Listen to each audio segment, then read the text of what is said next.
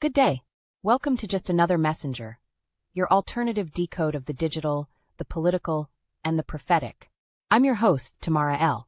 Powered by AI, grounded in truth, and fueled by rebellion, we sift through noise to bring you what they won't say out loud. If you're ready to unplug from the matrix and plug into the message, let's begin. War. What is it good for? You might think the answer is obvious.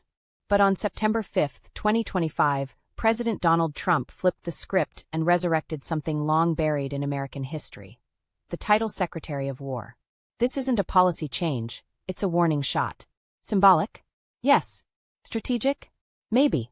Dangerous? You better believe it. This is your deep dive into the real reason behind the revival of America's War Department. Let's investigate. The United States created the Department of War in 1789. It was one of the original executive departments and held the immense power of organizing, arming, and mobilizing the nation for war. Fast forward to 1947. After the devastation of World War II, Congress passed the National Security Act, consolidating military power into the Department of Defense.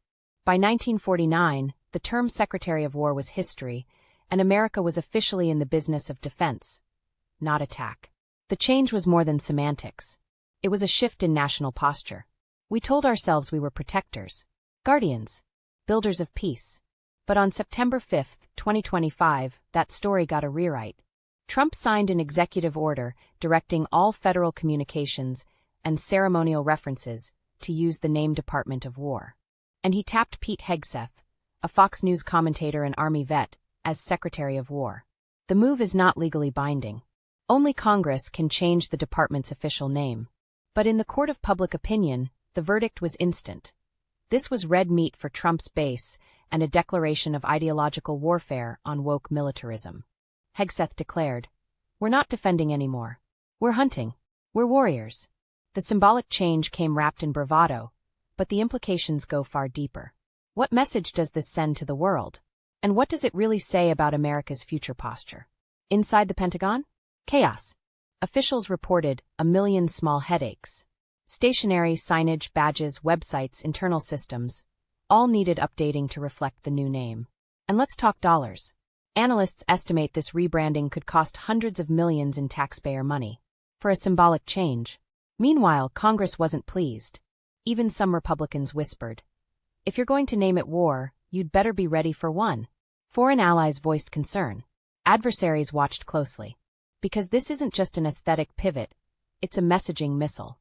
And it could change how America is perceived on the global stage. Let's get honest. America's been at war for most of its history.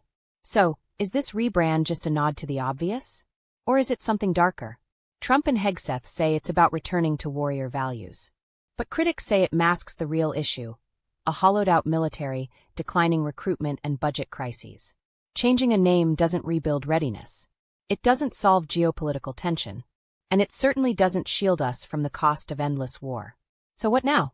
Congress may consider a bill to legally change the name.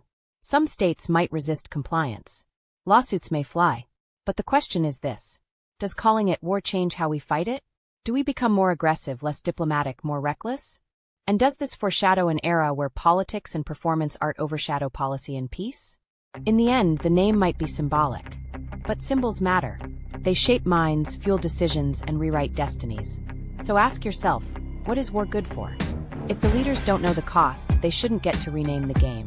If you appreciated this exposé, support our mission to stay independent and bold. Drop us a contribution via Cash App, $JustAnotherMessenger. Don't forget to like, share, and subscribe right here on YouTube at Just Another Messenger. And if you want to check out our digital books, campaign merch, and conscious gear at JustAnotherMessenger.etsy.com. Every view, every share, every dollar fuels the truth. Stay woke, stay informed, stay ready.